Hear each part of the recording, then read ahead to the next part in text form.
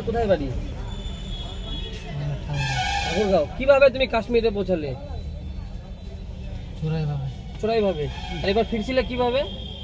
চোরাই ভাবেই। কি কাজ করতে ওখানে? করতাম রাজমিস্ত্রি কাজ। রাজমিস্ত্রি। এখন বাংলাদেশে ফিরে যাচ্ছ?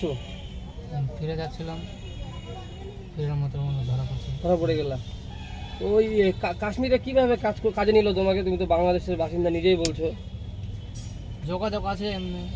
আরো লোক আছে কিরকম কাশ্মীরে? এদিককার মানুষ আছে, বাঙালি মানুষ আছে, যোগাযোগ আছে, আমাদের আত্মীয় আছে, সবাই বাংলাদেশে আছে।